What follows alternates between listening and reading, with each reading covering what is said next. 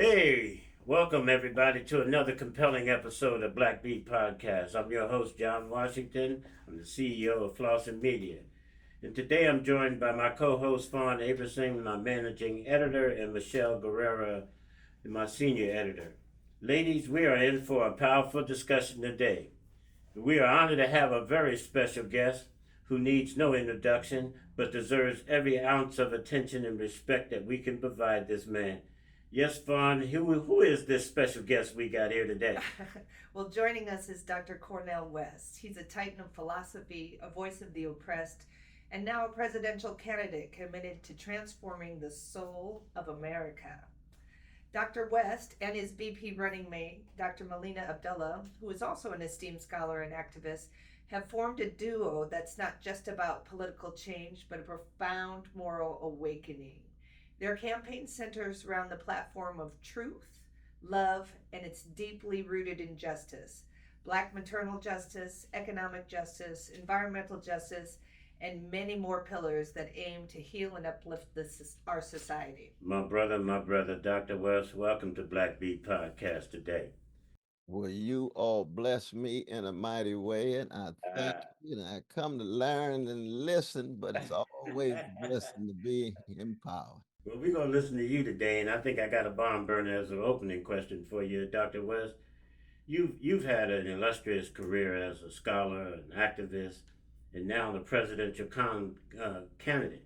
What personal experiences and philosophical beliefs have more profoundly shaped your vision for America, and what drives you to seek the highest office in the land at this pivotal moment? Well, I appreciate that question, though, brother. And I salute you and your work and your witness. Going back to Rutgers in New Jersey, all the way to Hey, all the way back Oregon. there, 7 Ds. I'm telling you, Oregon, Uh, have you too. But no, for me, it's a question of calling and vocation, though, brother, which is to say, what are we here to do? Whatever gifts we have, how do we cultivate them in such a way that we can be a force for good? Every moment of human history is a moment of overwhelming social misery and injustice and unbelievable suffering. And the question is, how do we address that suffering to the best of our ability before we have to make our exit? And we're living in a moment of overwhelming social misery and suffering. mm, The question becomes, how do we address it? Not deny it. How do we wrestle with it to change it? Not act as if somehow we can push a button and it disappears. But most importantly, we can't be in denial. We can't be indifferent. Indifference is the one trait that makes the very angels weep.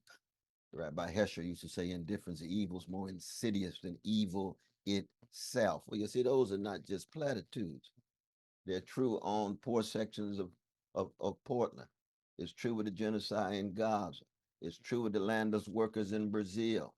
It's true with black folk in the south side of Chicago. It's true with Latinos in East LA. It's a human thing, but it's so easy to turn our backs, which is to say, it's so easy to be conformist and complicit and downright cowardly when it comes to speaking the truth about that suffering. The condition of truth is to allow suffering to speak. mm, And so we live in a moment in which so many lives are hiding crimes, and it comes from a variety of the different sites and different parties and different institutions. It could be the fascism of the Republican Party. It could be the militarism of the Democratic Party. It could be the lies in too many of our churches and mosques and synagogues in terms of the humanity of women, our gay brothers and lesbian sisters and trans. You got to be able to tell that truth. Now, I come out of the Black Freedom Movement, so mm-hmm. I begin on the chocolate side. Yeah, man. Oh, ain't no doubt about that. I come Come from on. a great people, but of great people who've been enslaved in Jim Crow and Jane Crow. So, in the face of unbelievable organized hatred, we teach the world so much about love. We produce love warriors. That's who this sister was, Harriet Tubman. That's Yeah. who John Coltrane was, a love supreme. We ain't got the Martin King or Aretha yet. At the same time, we deal with unbelievable forms of terror. We've been terrorized in ways we don't have a language for. But in the face of that terror, we call for freedom for everybody, not just freedom for us, not just little narrow tribalistic interest group politics. We want freedom for everybody, Mm, but we start on our side of town. And so when we call this campaign a campaign about truth, a campaign about justice, and of course love goes hand in hand with it. Justice is what love looks like in public, just like tenderness is what love feels like in private. And there's something about the quality of our relations with one another that needs to be talked about. See, when you live in an empire that is being hemorrhaged by organized greed and weaponized hatred and, Hey, and come routinized inside. Come indifference on, to man. the vulnerable, what spaces are still available? Well, thank God for Black Beat podcast. Thank God for Flossin. What's the name of your organization? Yeah. That's it. That's it. Because you have to be willing to cut so radically against the grain in a moment in which the greed and the hatred and the fear and the unbelievable indifference to the vulnerable. And of course, you have to be willing to sacrifice and to, well, to serve the least of these, the orphans and the widows and fatherless and motherless and oppressed and subjugated. And that's a tradition that people always laugh at in terms of it being seemingly so naive. It's obsessed with freedom dreams in a world of overwhelming nightmares.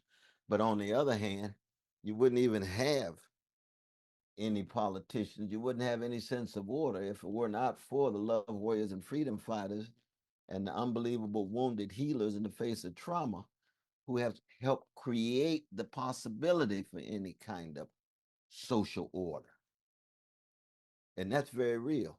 And usually they's crucified Mm. and they celebrated when they dead, but when they walking, they denigrated because they're too much of a threat. And with the cloud of witnesses, it comes from all different colors and cultures and civilizations. There's a cloud of witnesses of the love warriors and freedom fighters and wounded healers and joy spreaders that we have to cast a limelight on because ecologically speaking, we're near the end. Economically speaking, with grotesque wealth inequality, how long can any social order survive when three individuals have wealth with the equivalent of 160 million fellow citizens, 50% or 1% of the population own 90% of the wealth?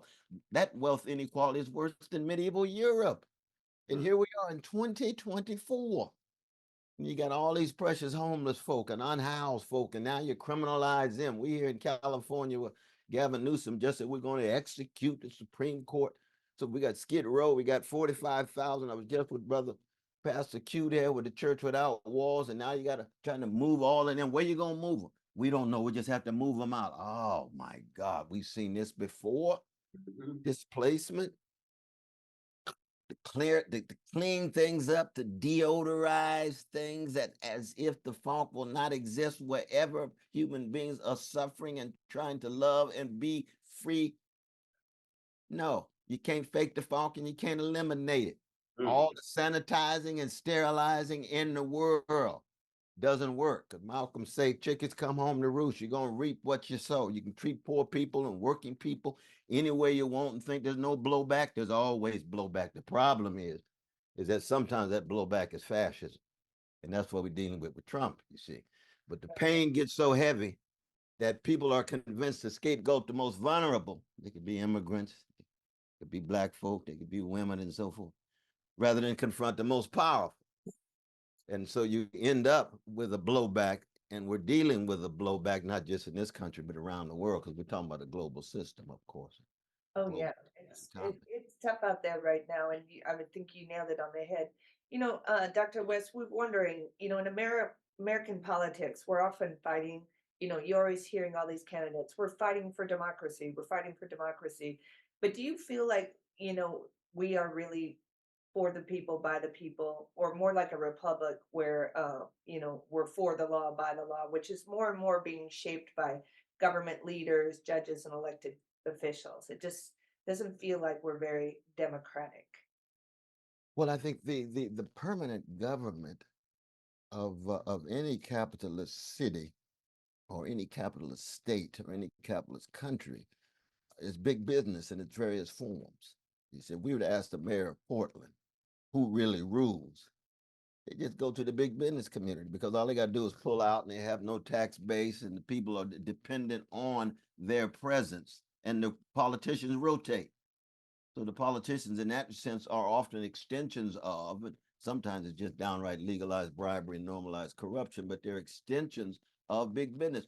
The real rulers of America are Wall Street, Silicon Valley, Yep. and war manufacturers who are tied to in the Pentagon. And Brother Biden found out rather quickly. I know they making him look like Tell he's me George about Washington. He's selfless. This was heroic choice. No, it. they pulled the plug on the brother. Mhm. Not just the New York Times and the Washington Post, but when the big donor said, "You're not getting a penny," you're gonna run a campaign when you need $250 million in a few months, and they pull all the money on you. Well, see, that lets you know where the real power is. Wow. And it's not just money in the abstract, it's organized money. That's what Wall Street, that's what Silicon Valley is. And that's what the war manufacturers that are tied to the Pentagon and the State Department actually are. That's the permanent government. And every governor, every mayor, every president has to come to terms with the big money class. And you have to just tell the truth about that. And of course, it connects as well with the lobbyists bringing their big money and pressure to bear on various politicians, oftentimes writing the legislation for the politicians.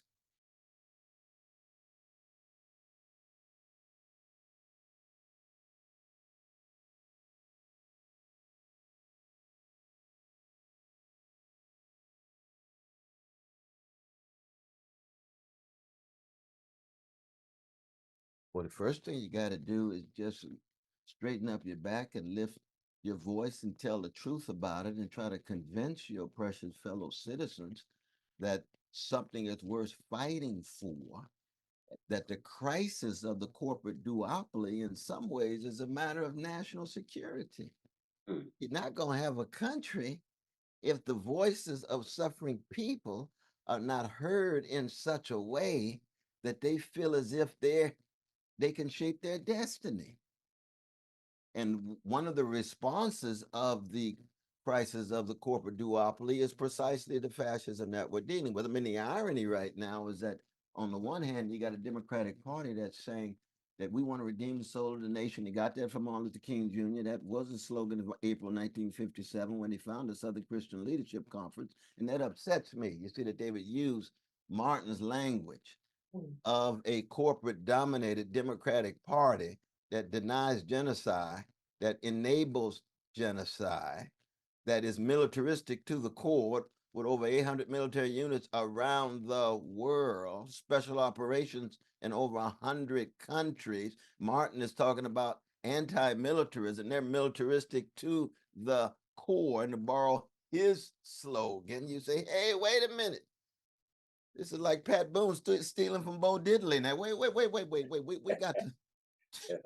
Oh, that's like Paul Whiteman saying he's the king of jazz. Paul, you sound all right, but have you heard Count Basie? Have you heard Fletcher Henderson? Have you heard Mary Lou Williams? Have you heard Duke Ellington? Quit lying. Are you ever able to sit down with like a CEO or some of these top leaders? How do they perceive you or the message that you're delivering? You know, it's very interesting because I've been blessed to be able to move in and out of a number of different contexts. From classroom to sales. I've taught in prisons for 51 years, had some of my best classes there, but also in corporate suites.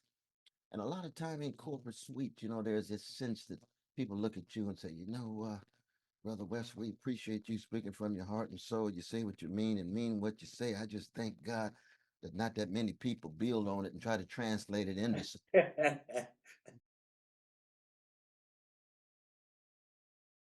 We had a major body of persons who were trying to enact it, then we'd have some fundamental transformation. We'd have a revolution in the best sense, because revolution ain't nothing but just a sharing of resources. Mm. If all, the masses of people are broke and you got folk that got wealth with luxury everywhere you look, you need some sharing of resources. You need some sharing of the respect that goes with the resources. That's what revolution is. It's the sharing, it's the taking back of power of people whose basic social needs need to be met. Food and housing and safe communities and jobs with a living wage and health care and and so forth. That's just basic. So that a number of them look at me and say, we appreciate your words and we're glad you out there saying what you're saying. We just thank God that you haven't been able to translate it institutionally and organizationally. And I tell them, I've been trying for over 60 years to translate it organizationally and institutionally. Absolutely. But those forces are weak. I mean, so many of the forces of truth and justice and love these days is so weak and feeble. It really.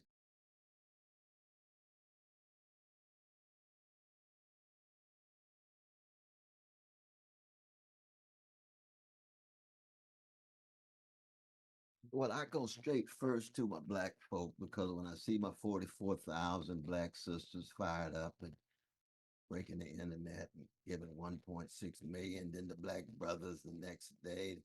Brothers had more but gave less. That's kind of the history of the community right there. And I go right in the midst of them and I tell them, I say, look now, y'all, don't confuse movement on the plantation, even when it's upward, with being on the Underground Railroad. You're still on the plantation.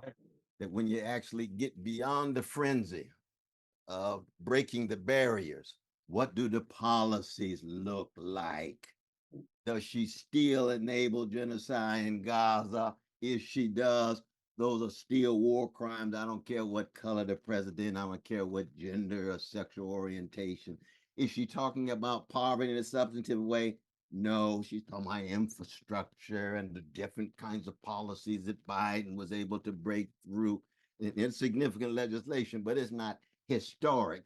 Is she still talking about how excellent our economy is because we got low statistics for unemployment?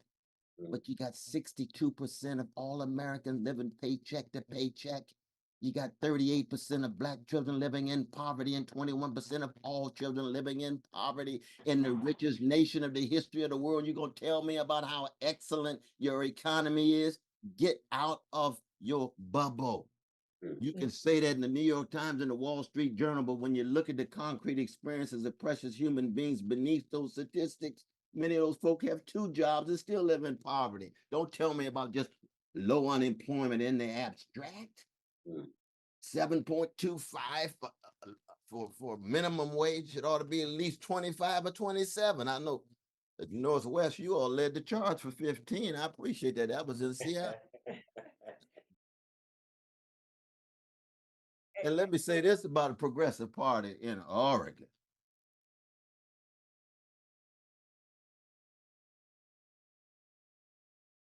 Access the ballot in Oregon and the Progressive Party being willing to put me on means the world because it means, in fact, the words that I try to say and the witness that I try to bear is translatable on the ground in terms of people lifting their voices in terms of voting. That's very, very important.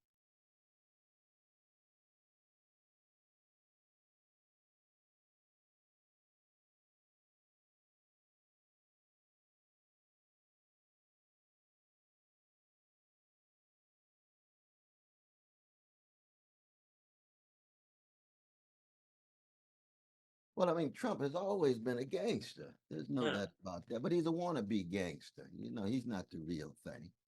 But by wannabe gangster, it means folk who want to act like they big and bad and fought so hard to move so far up. But as they used to say about Bush, you know, you're born on third base and think you hit a triple. And then want to act like you so big and bad. Oh man, you ain't no real gangster. But what is a gangster? Gangster is different than a hypocrite because a hypocrite does acknowledge that such a thing as virtue is just the tribute that virtue plays the vice and vice plays the virtue. A gangster has no standards at all, no accountability, no answerability, no responsibility, believes they can say anything and do anything. That's been the history of his life. And the fact that he himself can become a major figure, the sign of the depth of the decadence and the decay in our society. And he is, in that sense, he's a sign and a symptom of some of the deeper realities in the culture and society. We got a ruling class that can almost do anything it wants and get away with it. We got a military that can do anything it wants and get away with it. No accountability at all. So there's a Trumpism and a spirit of Trump that is pervasive too often in our society. And he himself, as an individual, comes along and acts as if he can pose as a populist. I'm concerned about ordinary people. You don't give a damn about ordinary people. You got in there, you cut taxes so the wealth will break dance. You deregulated the markets, had tariffs from the outside. So you again had low statistics. Absolutely, no doubt about it, because markets were in fact intensified, but the wealth inequality still went up. It still went up.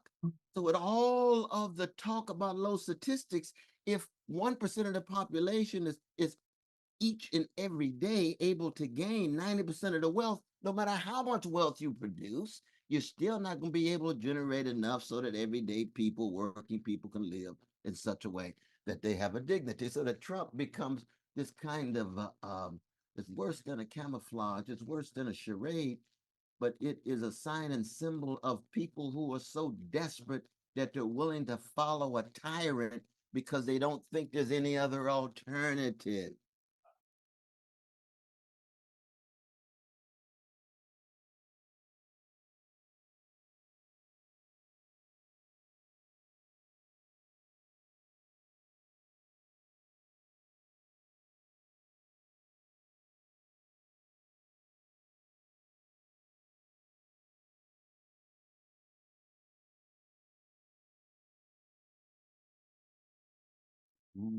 Yeah, and I appreciate that. I mean, again, abolition of poverty for me is a major, major priority.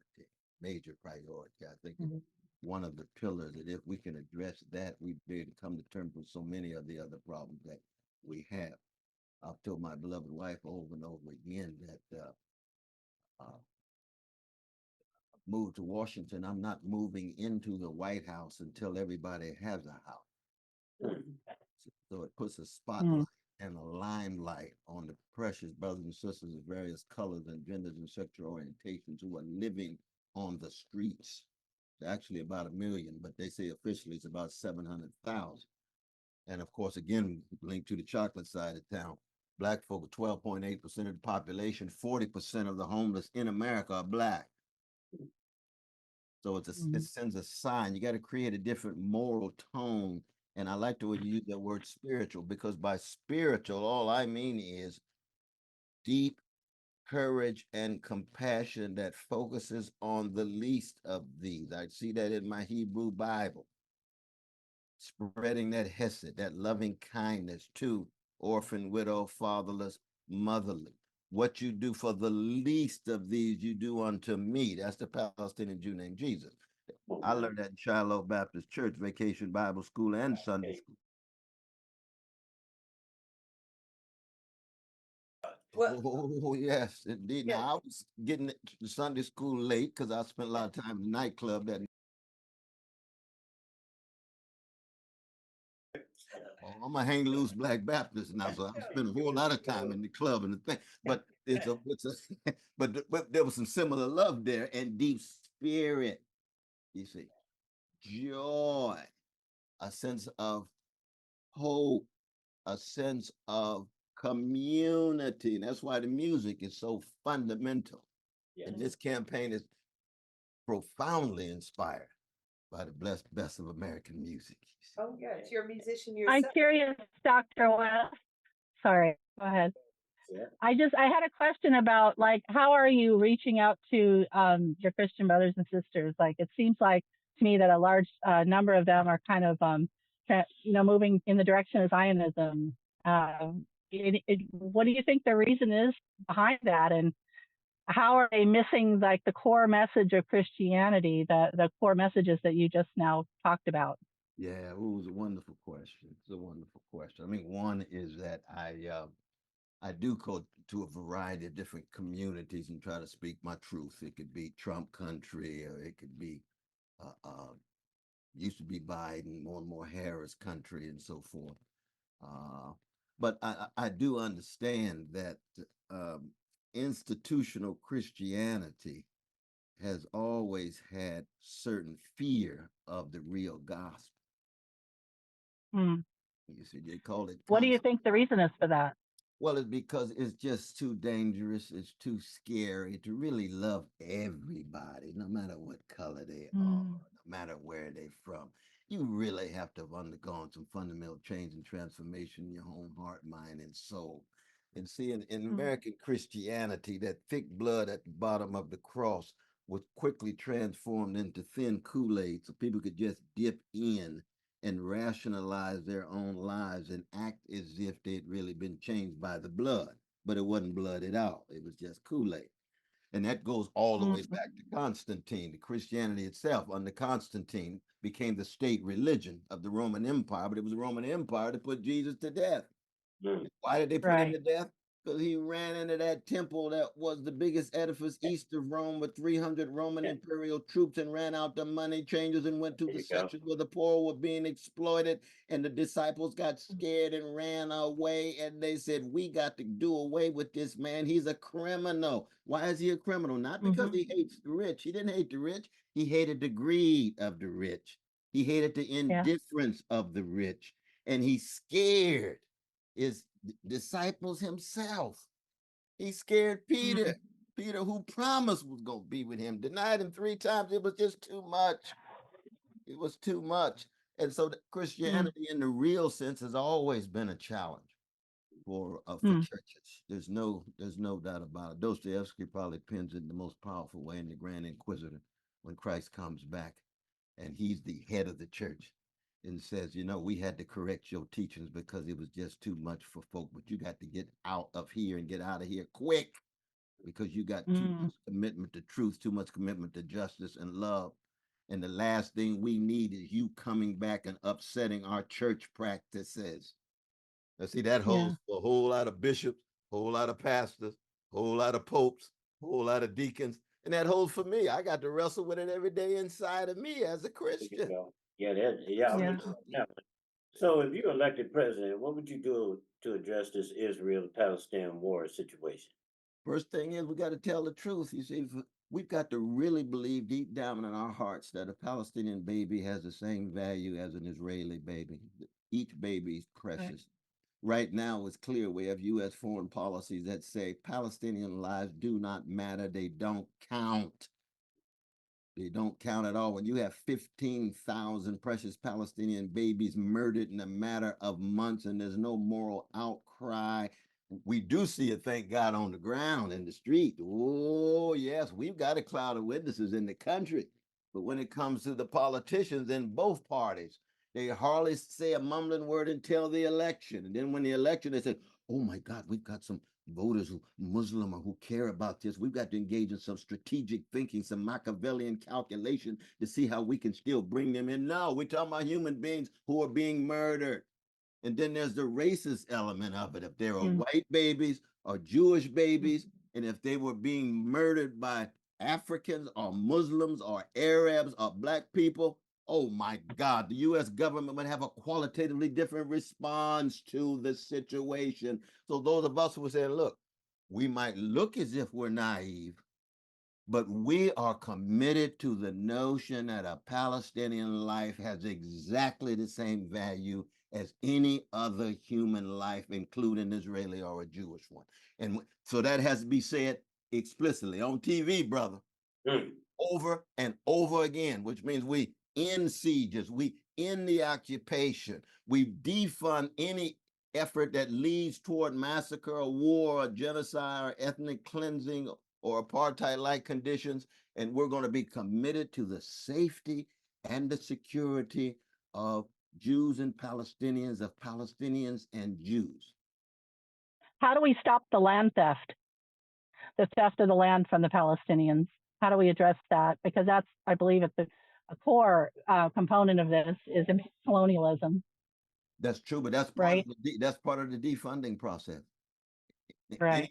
Any kind of move of settlement and expansion that goes hand in hand with the defunding. We will not support an occupation. We will not support any form of domination, and the land grab is part and parcel of it. Uh, Yeah, You're exactly. absolutely brother, right. I was just curious. You was a regular on HBO series Real Time with Bill Maher. This conversation got anything to do with you? Ain't been on. I ain't seen you in a while on the show. What's Yeah, happening? I wore my Palestinian scarf about five. 5 years ago, and he's had me back once since then, but I don't really know. I can't read his mind, but he's been very kind. He's been kind to me over the 20 some years. You know what I Yeah, mean? So I hear you, I man. I hear always you. start on a positive note and count my blessings. But most importantly is that I'm just committed to not being on any plantation that would blind me to suffering and that would in any way dampen my fire of trying to do something about it. Because we live in a society where everybody's for sale. Yeah. Yeah. You, Everybody just Mr. presenting. Dr. West, man, my brother, listen. I'm curious, and I would like you to do. I know as we running close to the ending of the show, but hey, man, I'd like you to drop some wisdom in relationship to this whole profile around running for president. On us, brother. You know, give me a little bit of insight as to how you could inspire us to be a little bit more, a part of all this movement and why we should rethink our positions on some of these things, man. And instead of chasing the money bag, looking at this whole aspect of our humanitarian love for one another and all that kind of stuff. So drop me some wisdom on that Yeah, topic for me. no, I hear you, brother. I hear you, though. I mean, part of it has to do with the fact that all of us, at our best, really want to live lives that are not predicated simply on selling our soul for a mess of pottage. You want to be able to say to yourself, my God, the things that really mattered most in my life was not just my possessions and commodities, but it had to do with the quality of my relations. It had to do with truth, justice, fidelity. It had to do with reality. It had to do with joy. It had to do with the tears of joy, as well as the tears of sorrow at your mama's funeral, where you can't help but have the, to shed those tears. Those are the moments, those are the persons that really, really matter. And in our society, where it's all about money, spectacle, status, image, manipulation, transaction, quid pro quo, that has become so pervasive that people who run around and talking about truth and justice and love, they look at you and say, dang, you abnormal. What is your problem? When you gonna get with the program? When you gonna start playing the game? And the game is all about money, it's all about power, it's all about status. No, not really. No, not of course we want people to have access to money and a whole host of things. But in the end, if you lose sight of the moral and spiritual dimensions of your life, then you're gonna end up the way so much of the worst of not just America, but I know y'all out in Oregon and California. If you view life as a gold rush, you're gonna end up worshiping the golden calf. And if you Mm, worship the golden calf, the so true. golden rule becomes he who has the gold will rule. Right. Right. No society can survive based on that kind of gut bucket gangster like way of being in the world. What's about survival of the slickest and survival of the richest or the That wickedest, to use the mm, language of Ephesians. You say, no, no. Some of us are gonna go down swinging like Ella Fitzgerald and Muhammad Ali and Hank Aaron. Just absolutely. keep swinging in the name of love. Keep swinging. Hey, my brother, this is Absolutely. man. Y'all got something for Doctor? Because I tell you, this brother's filled my heart. He got me in the warrior mode, Doc. I tell you, you got me in the warrior mode of love. You hear? Yeah, I Mm. think earlier, Dr. West, we were talking about, so your run for president and how you have to get on the ballot in all the states. So can you speak a little bit about that process, where you're at, and you know, how you feel like is the voting system, is it fair in the United States? I mean, one of the great paradoxes is that the Democratic Party, for example, says it's fighting for democracy, but it's suing myself and RFKJR and the Constitution Party and other parties so that we can't be on the ballot in various states. Right now, that's what's going on in North Carolina and other states because they don't want voices to be heard. It's all about power. I believe that American citizens ought to be able to think critically for themselves, assess what the vision and analysis is of each and every candidate, and choose. That no party and no politician owns or is entitled to anybody's vote. If I lay out my vision and say, Brother West, it sounds good, but I'm not going your way, I said, I understand. I come from a people of black people whose anthem is lift every voice, not lift every echo. You ain't got to like me. You know, if I'm Thelonious Monk playing on one side of town and you don't like my sound and you want to hear Earl Gardner on the other side, go on and hear Earl. I ain't got nothing against Earl. But people ought to have a right to choose.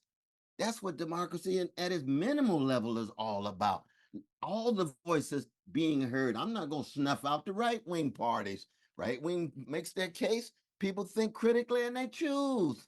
And I think they're wrong. People have a right to be wrong. But we have to be able to come in public space and allow a variety of voices to be heard. Right now, Democratic Party vis-a-vis the third party too often want to shut them down. Now, the Republican Party are just as corrupt and just as corrosive. We know that. I don't even spend a lot of time on the Republican Party because with the fascist takeover of Trump, they've made themselves fairly clear. And you're seeing it with C.D. Vance's ugly remarks about women and gay brothers and lesbian sisters. You say, oh my God, all of this contempt and hatred. It thralls your throat. You almost had to turn away and grab some cognac or read your Bible or your Quran or something just in order to preserve some sanity. Yeah, man. You know, Dr. West, man, we are deeply grateful for your time and sharing your profound vision with us today, man. You touched my heart today, my brother. I tell you, it's like a renewal of our relationship as I've followed you throughout the years. You know, this conversation is just the beginning of what we hope we will be able to on this transformative journey that our intentions are that our nation, to make sure that the nation is moving in a healthy way. I like to continue to explore these critical issues, you know, and to continue this collective work toward the future, rooted in truth, justice, and love. My brother, I am trying to really put my money where my mouth is, as far as encouraging our communities, the people who have just been deceived by what is important, and so that hoodwink the hood has got to come off the eyes right about now, my brother. And so I am so grateful and honored that you're still in the mix, in the trench, doing what we do. But brother, I salute you and I salute those who are wise enough to work with you. That's Sister Fawn, Sister Michelle. I know there's others in your Thank you. and just know that we in it together. We still swinging, loving, laughing, grinning, touching, hugging. Absolutely. Absolutely, in solidarity with anybody suffering. Anybody. Yeah, Yes, and absolutely. so Dr. West, yeah, and we know that. I know people can check out your website. You're running for Dr. Cornel West website, running for president, and on there you have all of your platforms, your pillars and platforms. I know you've got transformative justice, racial justice, global justice, health justice, and maybe 10 or so total platforms that you're running on. I know for this demographic that we serve, a big conversation is around reparations for Black Americans. It's often met with Oh, yeah. resistance. But what specific legislative actions do you think you could take if you were elected president to build on that?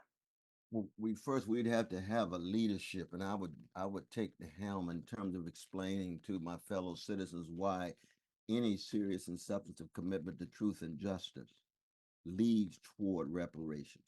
There's no way you can tell the story of America without telling the story of enslaved Africans dead at the average age of 27 years old, generation after generation, constituting the economic foundation of the nation with enslaved labor, free labor. When you have that level of damage, the question becomes, what kind of repair? Hey. No one Yeah, can put forward an exactly. argument and say, well, I think I'm against reparations because that zeroes in on this particular group that creates tribalistic mentality. No, we're talking about the truths of the nation. White supremacy was that crucial in the nation. Of course, our precious indigenous brothers and sisters had a different kind of brutal treatment.